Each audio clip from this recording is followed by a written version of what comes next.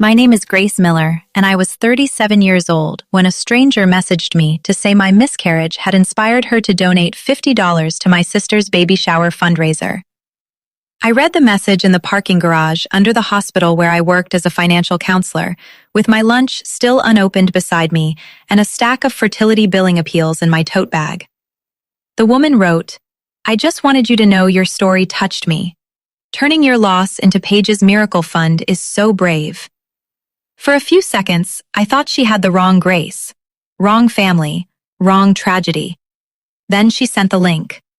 The donation page had pastel balloons in the header, a photo of my pregnant sister Paige in a white dress holding her belly, and a title that made my skin go cold. From Loss to New Life. Help Paige welcome the Miller family miracle. Under the story section were lines from a private letter I had written after my miscarriage, words I had given to Paige when I still believed sisterhood meant safety. My name was there. My hospital roll was there. My infertility timeline was there. And beneath it all was a donation button connected to Paige's baby shower fund. Before I tell you how that donation page ended up frozen in a church finance meeting while my mother whispered, "Fix it," tell me this. What time is it where you are right now, and where are you watching from? I want to know how far this story travels before I tell you what kind of family calls your grief healing only after they find a way to spend it. Because my miscarriage was not her donation hook. My empty arms were not a family asset. And my sister did not use my story because she misunderstood my pain. She used it because in our family, Paige's needs had always been treated like life, and mine had always been treated like material. Paige was 3 years younger than me, pretty in that bright, easy way that made people forgive her before she finished asking. My mother Donna called her our sunshine girl, which would have been harmless if it had not made everyone else responsible for keeping the sky clear around her. My father Alan hated conflict and called that kindness. He never started the cruelty, he just carried a broom behind it, sweeping up anything that might make Paige look selfish or my mother look unfair. I was the older daughter, the practical daughter, the one who filled out forms, found receipts, fixed travel plans, remembered medication names, and quietly paid for things because Grace understands money. At 17, I skipped a school trip because Paige had a dance competition, and my mother said the family budget could not stretch both ways. At 22, I covered Paige's overdraft because she cried that her account was embarrassing. At 28, I paid the deposit for Paige's engagement photographer because my mother said, "You're good with savings, Paige is good with moments." That sentence told me exactly where I stood. Paige had moments. I had resources. When I struggled with infertility, my family did not know what to do with grief that could not be made charming. They liked hope, announcements, baby clothes, ultrasound frames, pink cupcakes, gender reveal smoke, and the kind of sadness that could be wrapped up by the end of a prayer circle. Infertility was different. Infertility was quiet, expensive, repetitive, and inconvenient. It did not give my mother a happy role.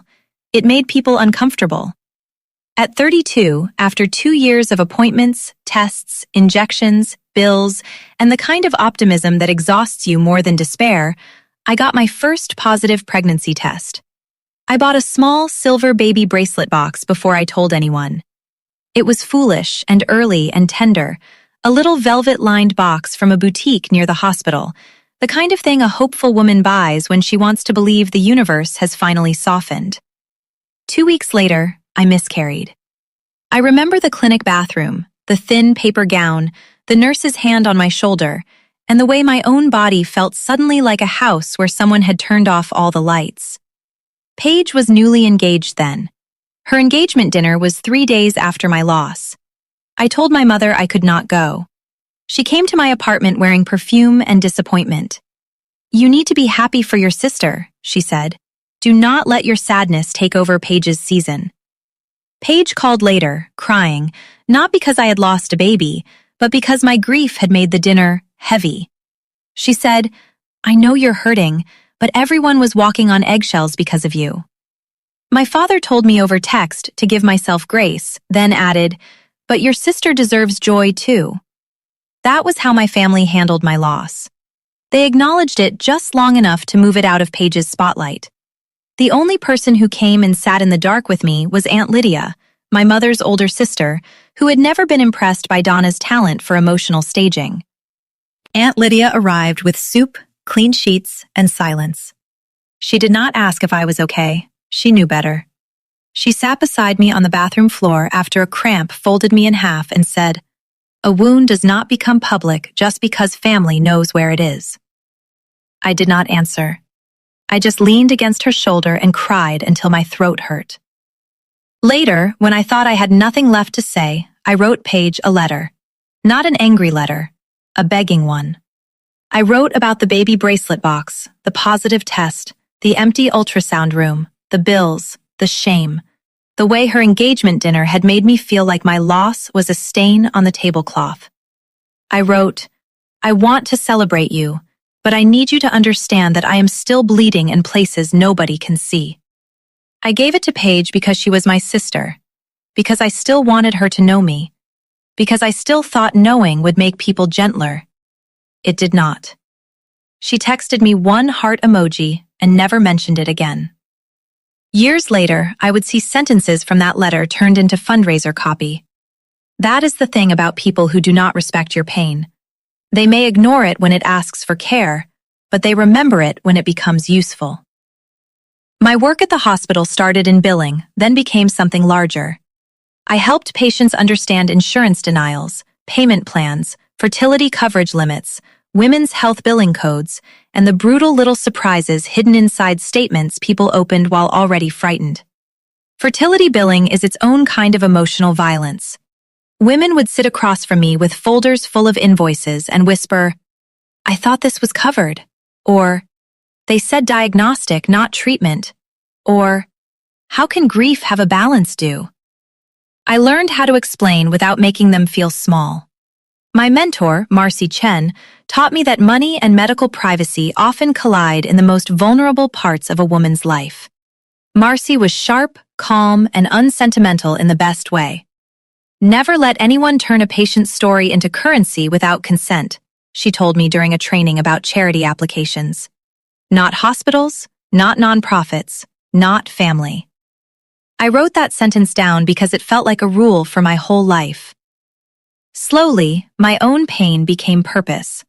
I started helping women review fertility bills, correct insurance mistakes, protect records, and decide what parts of their story they did or did not want shared in support groups, church circles, or fundraising pages.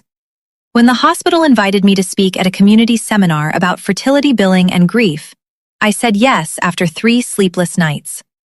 I shared only what I chose. That mattered. Consent changes the weight of a story. My family noticed the seminar only after it appeared in a local hospital newsletter. Paige was pregnant by then, after what she described online as a season of waiting, which lasted 4 months.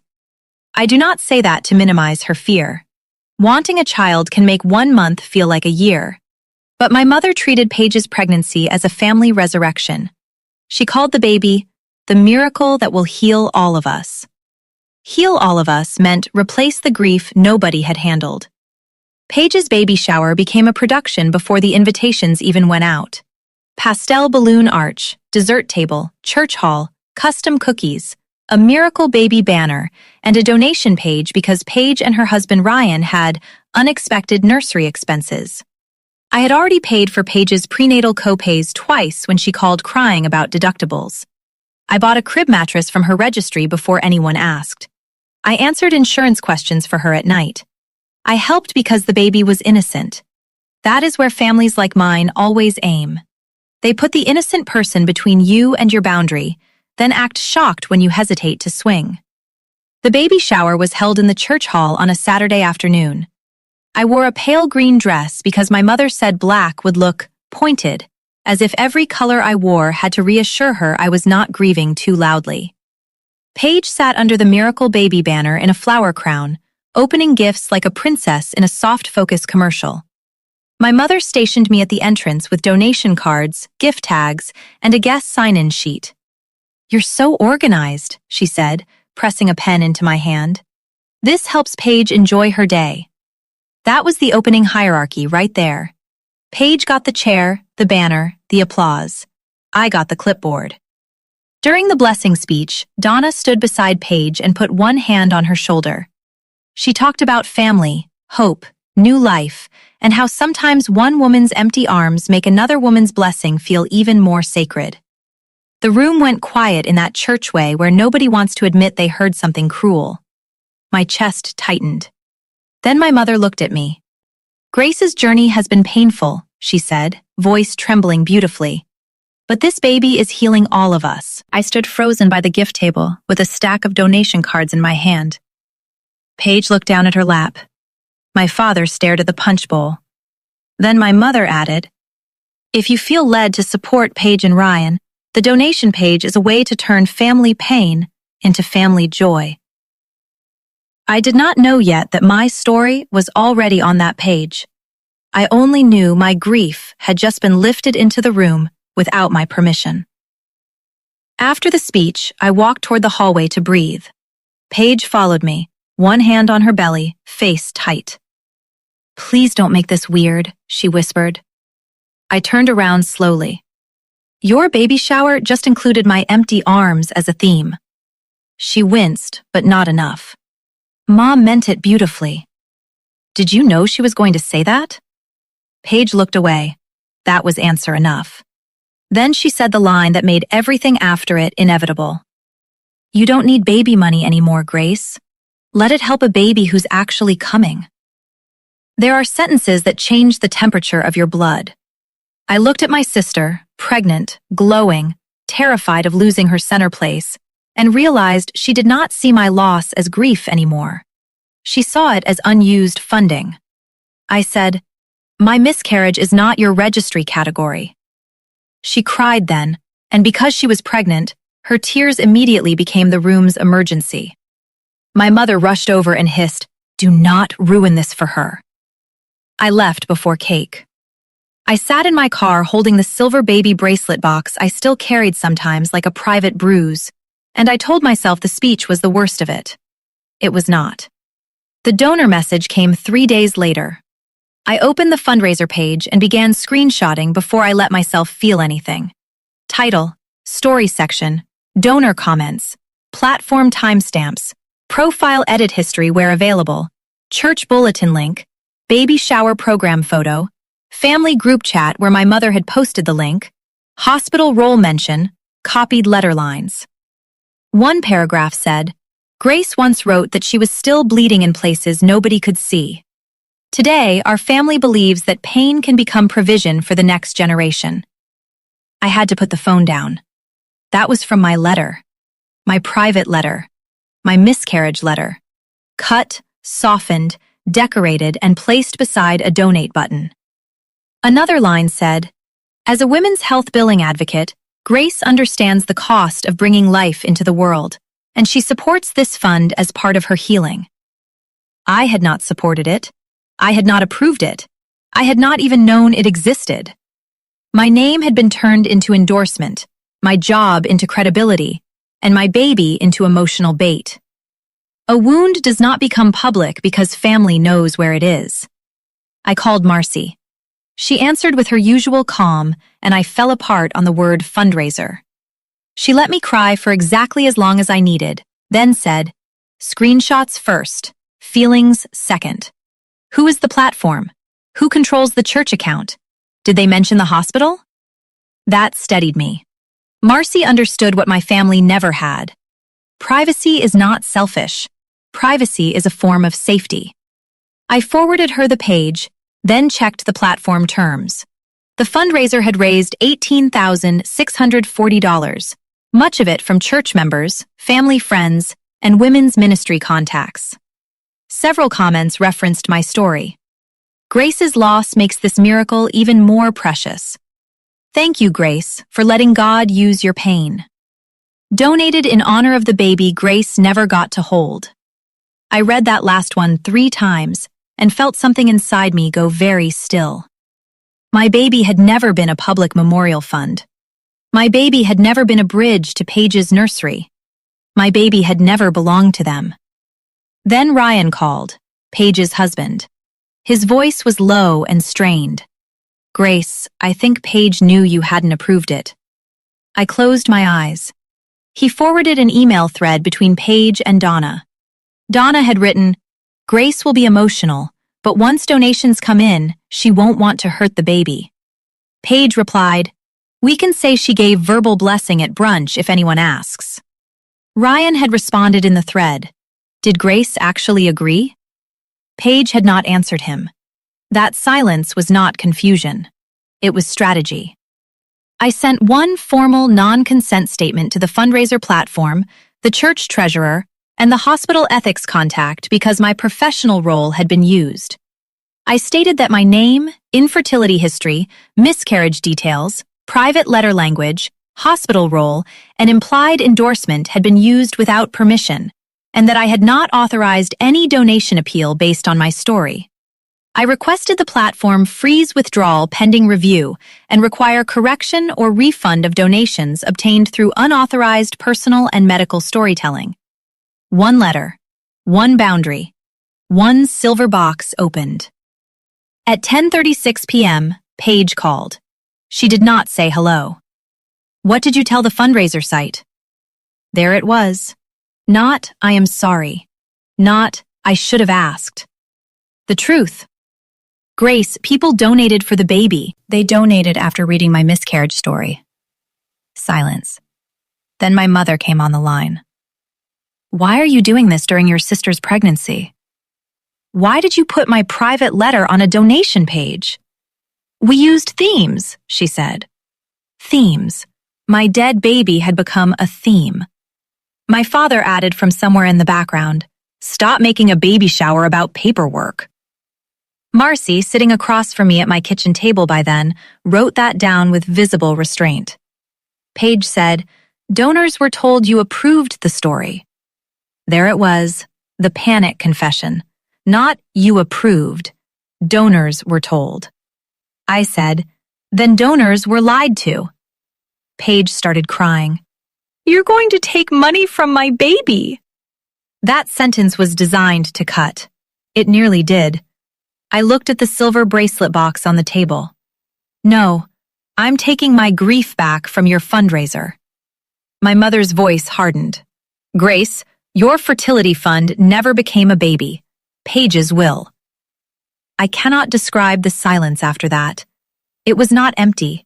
It was full of every ultrasound room, every bill, every blood draw, every night Aunt Lydia sat with me, every prayer I had stopped saying because I could not survive the hope anymore. Marcy's face changed. Even my father said, "Donna." But Donna did not take it back. People rarely take back what they meant. I said, "You have 72 hours. Remove my story. Correct the donor claims. Remove my hospital role. Refund or redirect restricted donations with donor consent. Issue a written apology. And never use my infertility again." My mother whispered, "Fix this, Grace." I answered, "I am." Then I hung up. The smear began before sunrise. Donna sent a family group message saying I was punishing an unborn baby because my own pain had never healed. She told church women I had agreed to share my testimony, then panicked when people praised Paige instead. She told relatives I was jealous, bitter, and unable to celebrate motherhood. Paige posted a tearful update saying unexpected family conflict had paused the fundraiser, but they were trusting God to protect their baby from stress. Stress. As if donor transparency were harming the pregnancy. As if my consent were a threat to life. The comments came quickly. Babies should never suffer for adult pain. Grace needs counseling. This family needs unity. One woman wrote, "Maybe this is why God gave Paige the baby." I stared at that sentence until the words blurred. That is what public storytelling does when it is built without consent. It invites strangers into the most sacred wound with dirty shoes. I nearly caved that morning. The unborn baby was real. Paige's fear was real. Some donors gave because they loved her. But fraud does not become love because a crib is waiting on the other side. Marcy came to my office at lunch and closed the door. "If you let this stand," she said, "every woman who donated because she believed you approved your story is being used too." That was the line that steadied me. The truth was not against the baby. The truth was against the lie adults built around the baby. I offered structured mercy through the platform review channel and the church treasurer. Remove the story, issue a correction, identify donations specifically tied to my miscarriage narrative, offer donors refund or redirection, remove all mention of my hospital role, and adopt a consent policy for future fundraisers using personal stories. I did not demand Paige lose every gift. I demanded that stolen grief stop earning money. My mother called that cruel because she had expected me to confuse mercy with surrender. The private truth room happened in my apartment 2 nights later. I chose my dining table because that was where I had written the letter Paige stole from. Marcy sat to my right with a folder of platform policies. Ryan came because he had forwarded the email and looked like a man realizing too late that silence is also participation. Paige arrived swollen-eyed, one hand on her belly, already positioned as the vulnerable center. Donna came behind her with my father, Alan, who looked exhausted by truth before anyone spoke it. On the table were the silver baby bracelet box, the donation page printout, my original private letter, Ryan's email thread, screenshot comments, and Aunt Lydia's envelope. Aunt Lydia had died the year before, but she had left me the original letter copy I once gave Paige, along with a note written in her slanted hand. "Your grief is not family property. A baby you lost is not a story they get to spend." I placed that note beside the bracelet box.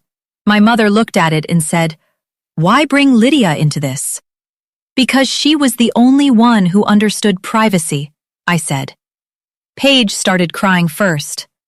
"I wanted you included. You included my wound, not me." Donna cut in. "This baby is healing all of us." "Babies are not bandages," I said. My father rubbed his forehead. "Can we lower the temperature?" "No," Marcy said calmly. "The temperature is appropriate." That was the first time anyone in my apartment had ever interrupted my father's conflict avoidance with a full sentence. Paige said, "You told me in that letter you wanted your pain to mean something." I slid the original letter across the table. "I told you I was still bleeding in places nobody could see. You put that under a donate button." Her face crumpled. "I changed the wording. You changed the ownership." That was the first proof reversal. They claimed testimony. The letter showed theft. Donna tried to pivot. "Women were moved by your strength. They were moved by a story I did not consent to share." Ryan placed the email thread on the table. "Paige, you knew she hadn't agreed." Paige looked at him like he had chosen the wrong family. He did not look away. "You wrote that you could say she gave verbal blessing." My mother said, "Ryan, this is not helpful." He answered, "Neither was lying to donors." That was the second shift. Paige was no longer protected by everyone in the room.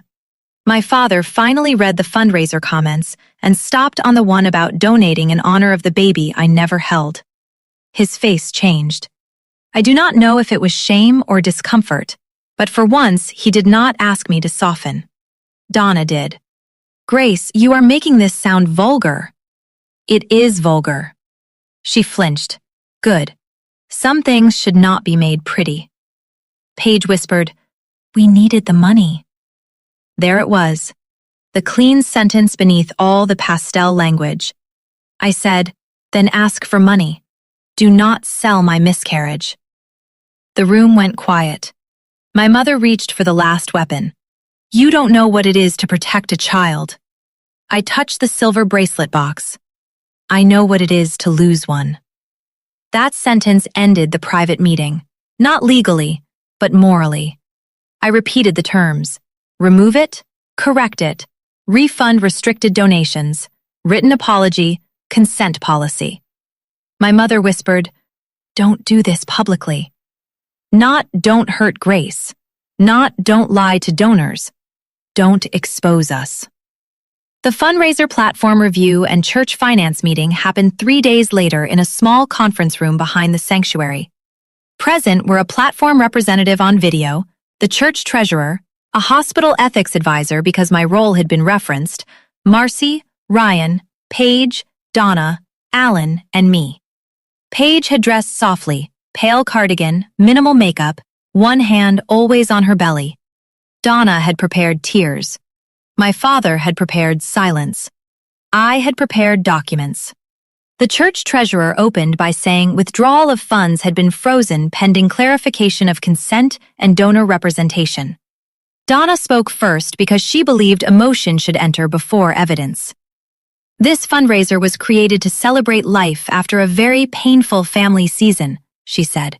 Grace initially wanted to support Paige but is now struggling with old grief. There it was, old grief. The phrase people use when your pain is still inconvenient after they are done using it. The platform representative asked whether the personal story on the page belonged to Grace and whether written consent had been obtained. Paige said, "We had family understanding." Marcy said, "Family understanding is not written consent." I placed the donation page beside the original letter. Same line, same image, same first name, same medical timeline. Then I placed the hospital newsletter bio beside the fundraiser section calling me a women's health billing advocate who supported the fund. The hospital ethics advisor looked at it and said, "Her professional role should not have been used to imply endorsement without authorization." That sentence moved the room out of family drama and into institutional risk. Donna's face tightened. The platform representative then reviewed donor comments referencing my loss. Some donations appear to have been motivated by the represented consent of the person whose story was used, she said. Paige looked down. The church treasurer asked, "Grace, did you approve this language?" "No," I said. "Did you approve the use of your hospital role?" "No." "Did you approve the use of the private letter?" "No." Clean questions, clean answers. The room shifted. Donna tried one last soft attack. "Grace, your sister is pregnant. Please consider the stress." I looked at Paige, not my mother. An unborn baby should not be funded by stolen grief. Paige cried then, quietly. This time, nobody rushed to make me the villain for saying the true thing. Ryan spoke next. He admitted he had asked whether I approved the story and that Paige had not confirmed it. He showed the email thread. That was the face-slap-proof moment. Paige said I agreed. The email showed she knew I had not. Donna's family healing narrative collapsed under the weight of its own planning. Then I read Aunt Lydia's note. "Your grief is not family property. A baby you lost is not a story they get to spend." The church treasurer closed her eyes for 1 second. When she opened them, her voice was different. "This church cannot process restricted or emotionally represented donations under a false consent premise." The decision came without shouting. The fundraiser withdrawal stayed frozen until the page was corrected. Donors who referenced my story or believed I had approved it had to be notified and offered a refund or redirection with clear consent. My hospital role was removed immediately. The church required any future fundraiser using personal medical or grief stories to include written consent from the person named or identifiable. Donna lost her scheduled women's ministry speech about family healing through new life. Paige had to post a correction stating that my infertility and miscarriage story had been shared without my authorization. She tried to soften it. The platform rejected the first draft. That part almost made me laugh. Even the software had more respect for consent than my family did. The fallout was ugly because family myths do not die politely. Donna told people the church had become too legalistic. Paige said she felt abandoned during pregnancy. Some relatives still believed I should have let the money stay because the baby did nothing wrong. They were right about one thing. The baby did nothing wrong. That is why adults should not attach deception to a child before they are even born. Several donors requested refunds. Others redirected their donations to a verified maternal health fund after the platform offered the option. Paige kept some money from donors who confirmed they still wanted to support her after the correction. That was fine. Gifts given honestly were none of my business. Gifts gathered through my wound were. My father called once and said, "Your mother is devastated." I said, "She should be." He sighed, "You know what I mean." So do you. That was the first time Alan Miller had no broom large enough to sweep the room. Paige and I did not speak for months. Ryan sent me one message after their daughter was born. "She is healthy. Paige is recovering." I wrote back, "I'm glad they're safe." I meant it. That mattered to me. Boundaries did not make me wish harm on a baby. They only stopped adults from using the baby to harm me. Aunt Lydia's note stayed on my fridge until the tape curled.